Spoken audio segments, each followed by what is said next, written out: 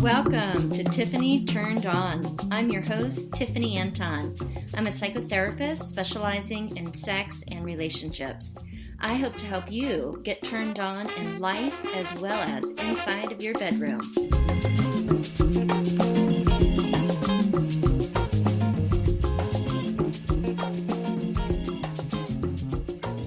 Welcome back to part 3 of Sleeping with 100 Married Men.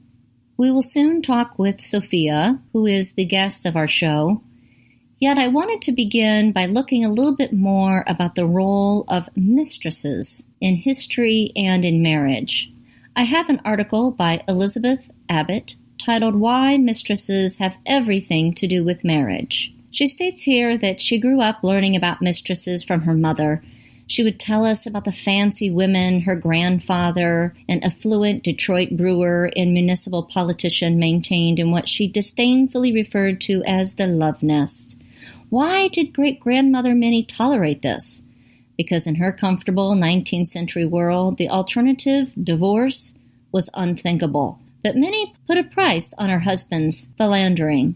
For every diamond he bought his latest mistress, he had to buy one for her. So his love nest hatched a glittering nest egg of earrings, rings, brooches, and uncut gems, which Minnie bequeathed to her female descendants.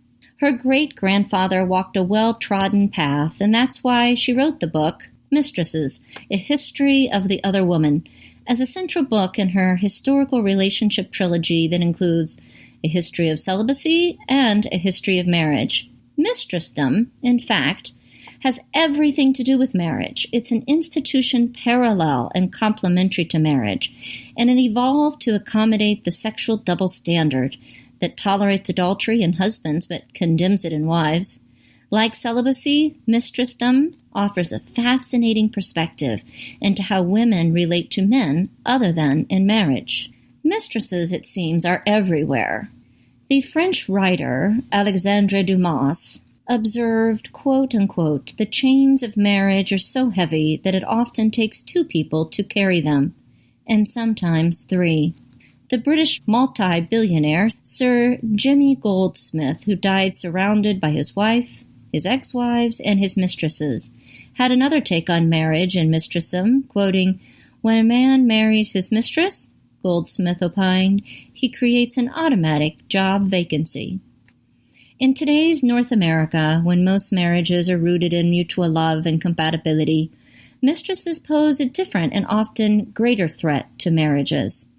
This was not always so. In the days of arranged marriage, when parents selected their children's spouses for economic reasons or to cement family, business, or political alliances, romantic love was considered an irrelevant, self-indulgent, and even treacherous foundation for marriage. Husbands and wives were expected to cohabitate and operate as an economic unit and to produce and raise children. They were not expected to adore one another or to fulfill each other's emotional needs. Though some spouses develop romantic feelings for each other, usually respect and camaraderie were as much as anyone could hope for, and many marriages were desperately unhappy. This was the context that prompted all but the most puritanical societies to tolerate the tradition of mistresses who enabled men to satisfy their romantic and lustful urges. The times, though, they are a-changin', and so is the nature of marriage, and therefore mistressdom. Laws and institutions are more egalitarian. Birth control is effective and accessible. Modern mistresses are often less likely to depend financially on their lovers. Much more often they fall in love, usually with married men unwilling to divorce or regularize the relationship. The alternative to breaking up is the insecurity of the status quo. Many mistresses accept it, but hope that somehow, someday, their liaison will be legitimized through marriage. Today, as in the past, the two institutions are inextricably linked. Sophia reminds us that the men she met in her own liaisons really wanted to be wanted, that they wanted to please their wives, to explore sexually, And surprisingly, many came to Sophia because they wanted to give oral sex. She talks more about the importance of being sexual, even if your natural libido isn't high, but instead because you prioritize a healthy sexual relationship. We will listen more to what Sophia has to say, and we will also talk near the end of the interview about one of my favorite books, titled Sex at Dawn by Christopher Ryan.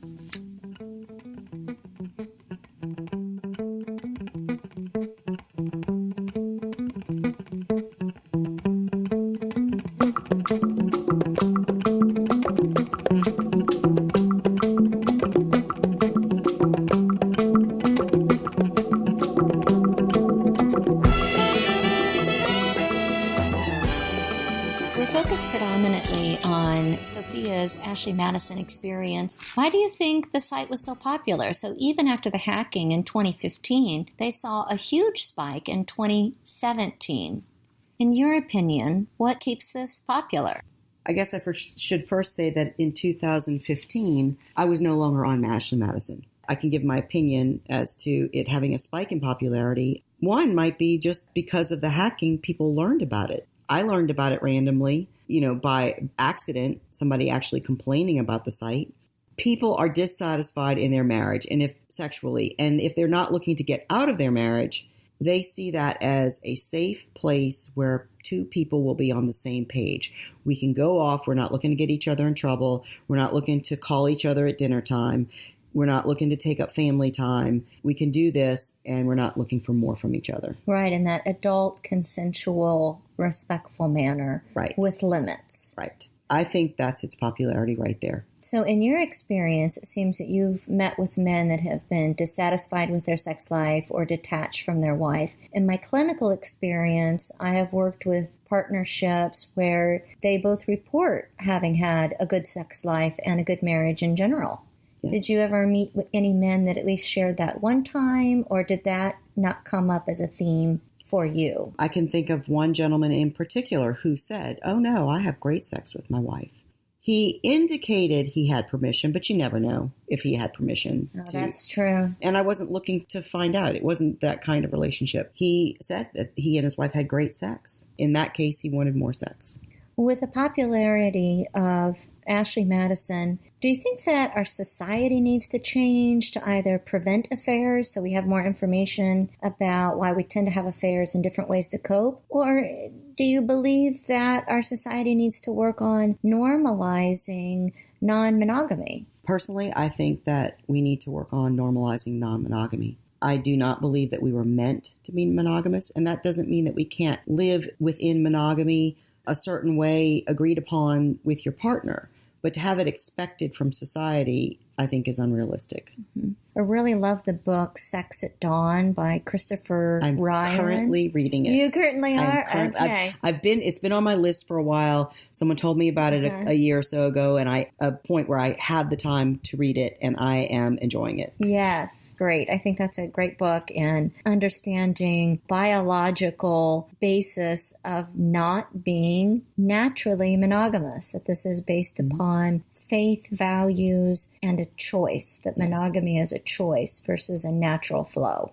I'd like to be a little bit controversial. I spoke with a married woman who had really experienced a high level of betrayal with her husband's multiple affairs. And I said that, I wanted to make sure that different sides were portrayed in our interview today. And she felt really open in being able to say some things that maybe she would never have said to the other woman per se. One of her statements was, "Why don't you pick someone else?"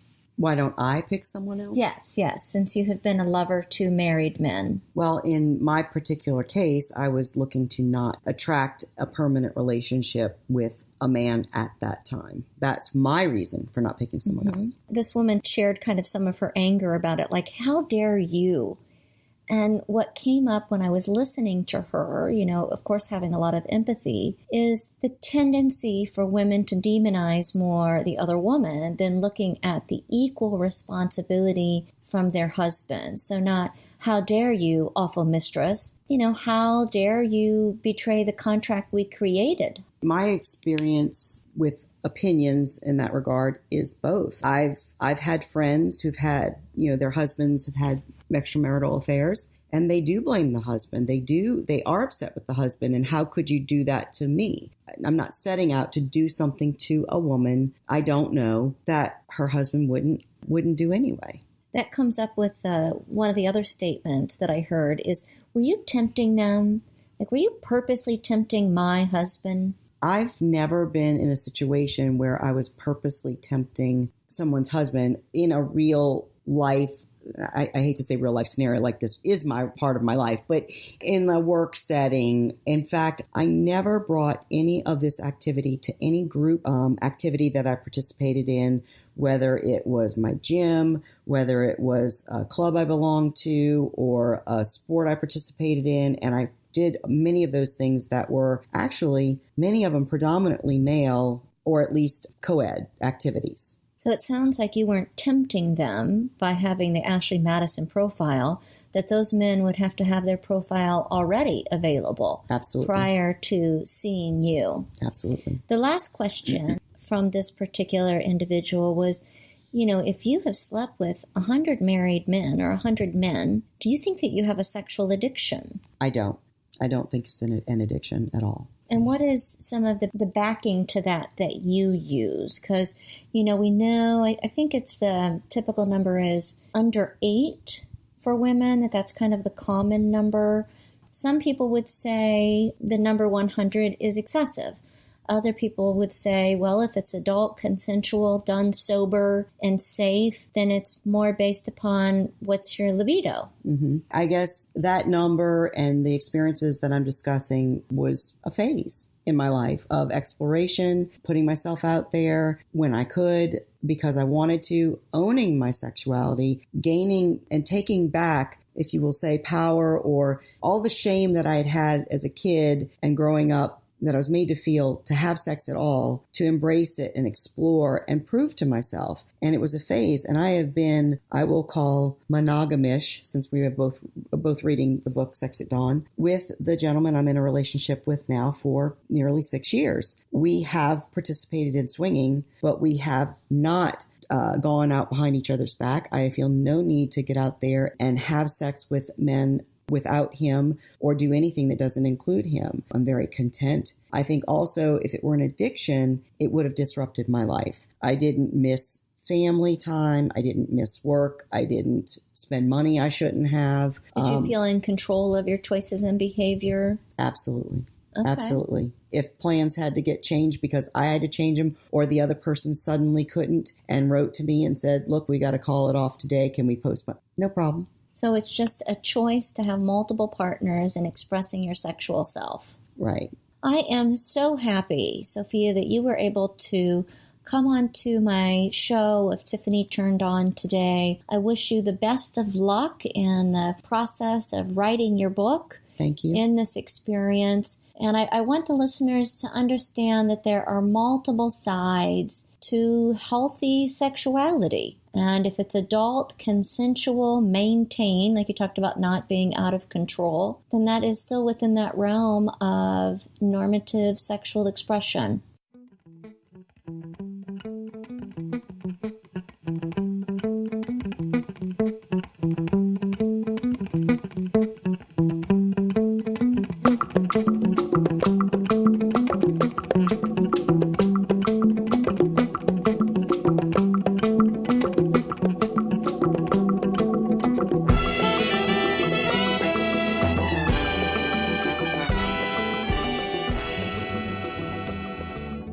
Interview, what you heard was that Sophia viewed Ashley Madison as a safe place for finding a man who was not looking for more. She would not have found that man had he not already created a profile on the married dating site. In questioning about whether or not society needs to learn more about preventing affairs or to normalize non-monogamy, she suggests for us to learn more about non-monogamy and to normalize its occurrence. I would like to address how Christopher Ryan, as mentioned earlier in the segment, his views of non-monogamy. Sex at Dawn, The Prehistoric Origins of Modern Sexuality, has gathered evidence from human physiology, archaeology, primate biology, and anthropological studies of pre-agricultural tribes from around the world. They argue that monogamy and the nuclear family are more recent inventions than most of us would expect, and far less natural than we've come to believe. Before the advent of agriculture, they argue prehistoric humans lived in a much less sexually possessive culture, without the kind of lifelong coupling that currently exists in most countries. They point to bonobos. By the way, bonobos like to have sex for everything. They say sex is hello, nice to meet you, thank you for bringing me a treat, I'm angry with you, are you sleepy? Bonobos communicate and solve problems through sex. Anyway, the bonobos are closest relatives. They live in an egalitarian, peaceful groups and have astronomical rates of sexual interaction. In an interview by Thomas Rogers for Salon magazine, he interviews Mr. Ryan asking a variety of questions. The interviewer notes that Ryan paints a bleak picture of the state of marriage in the West and what makes it so bad. He responds by saying that the marriage in the West isn't doing very well because it's in direct confrontation with the evolved reality of our species. What we argue in the book is that the best way to increase marital stability, which in the modern world is an important part of social stability, is to develop more tolerant and realistic understandings of human sexuality and how human sexuality is being distorted by our modern conception of marriage. He notes the economic, emotional, and psychological cost of fractured relationships is a major problem in American society with single mothers and single-parent families. He argues that much of this misery stems from changes that occurred when humans developed agriculture around 8000 BC, that it changed everything about human society, from sexuality to politics to economics to health, diet, exercise patterns, work versus rest patterns. It introduced the notion of property into sexuality. When you have agriculture, men started to worry about whether or not certain children were theirs biologically because they wanted to leave their accumulated property to their own children. One of the central ideas of much biological and genetic theory is that animals will expend more energy protecting those they're genetically related to, siblings or parents or offsprings, as opposed to those they're not related to. And why wouldn't that apply to humans? Ryan notes that there are many, many exceptions to that rule in nature. One of those exceptions they talk about in the book are vampire bats that share blood with each other. They go out, they suck the blood at night, and then they come back to the cave, and the bats that didn't get any blood will receive blood from other bats. They share, and that has nothing to do with genetic connection. And in terms of animals that are much more closely related to humans, when you look at bonobos and their promiscuous interaction, it's virtually impossible for a male to know which of his offspring are related to him biologically. So to say that there's this inherent concern with paternity within our species, he doesn't see evidence to support that. The book doesn't argue that people didn't form very special relationships. You can see this even in chimps and bonobos and other primates, but that bond doesn't necessarily extend to sexual exclusivity. People have said that we're arguing against love, but we're just saying that this insistence that love and sex always go together is erroneous. They are not arguing for any particular arrangement of marriage or sexual expression. They don't even really know what to do with the information, but they're trying to give people a more accurate sense of where they came from and why we are the way we are and why certain aspects of life feels like a bad fit. He thinks a lot of people make a commitment when they're in love, which is sort of a delusional state that lasts a couple of years at most. I think it was Goethe who said that love is an unreal thing and marriage is a real thing, and any confusion of the real with the unreal always leads to disaster. All we're really hoping for in this book is to encourage more tolerance and more open discussion between men and women about sexuality and marriage, and to come see that marriage isn't about sex. It's about things that are much deeper and more lasting than sex, especially if you have children. And the American insistence on mixing love and sex and expecting passion to last forever is leading to great suffering that they think is tragic and unnecessary. He notes that our fight is with an outdated Victorian sense of human sexuality that conflates desire with property rights and generates shame and confusion in place of understanding and empathy. I will wrap up this portion of Sex at Dawn with a variety of quotes.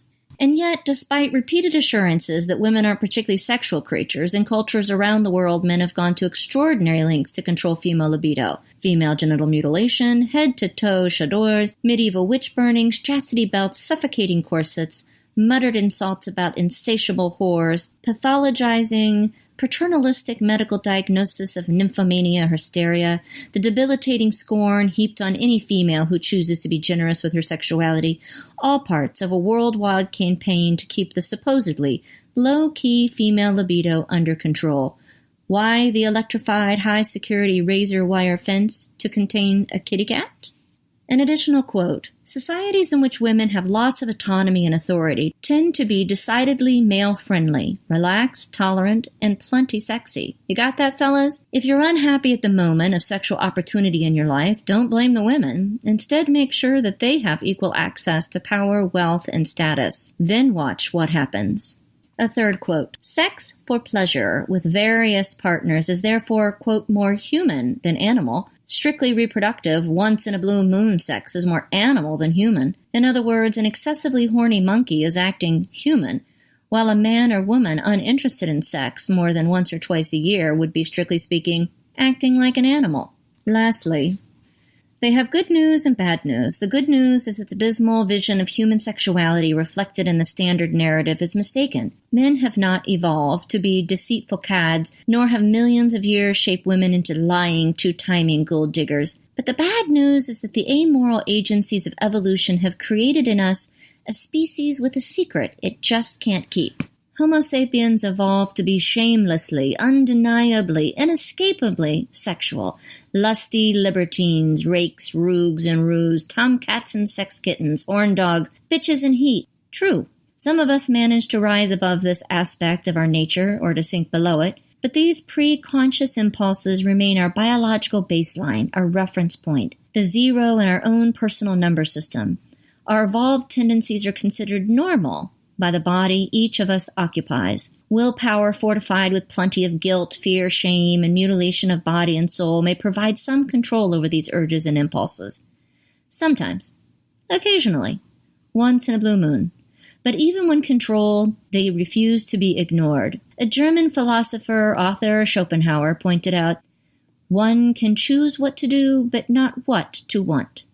Acknowledged or not, these evolved yearnings persist and clamor for our attention, and there are costs involved in denying one's evolved sexual nature, costs paid by individuals, couples, families, societies, every day and every night. They are paid in what E.O. Wilson called the less tangible currency of human happiness that must be spent to circumvent our natural predispositions. Whether or not our society's investment in sexual repression is a net gain or loss is a question for another time. For now, we'll just suggest that trying to rise above nature is always a risky, exhausting endeavor, often resulting in spectacular collapse.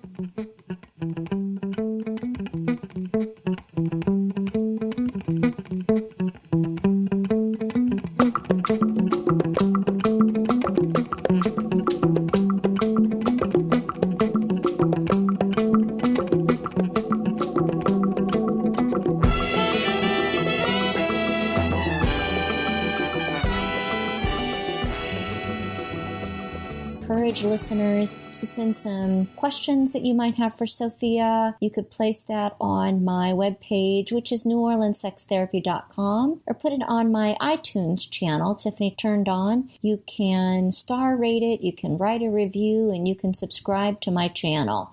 Thank you so much for listening today.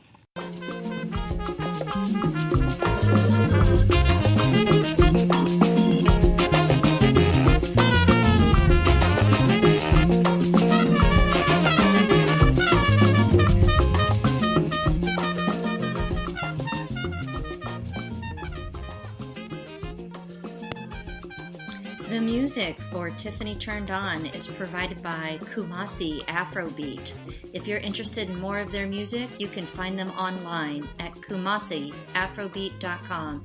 KUMASIAFROBEAT.com. They are New Orleans' full Afrobeat band.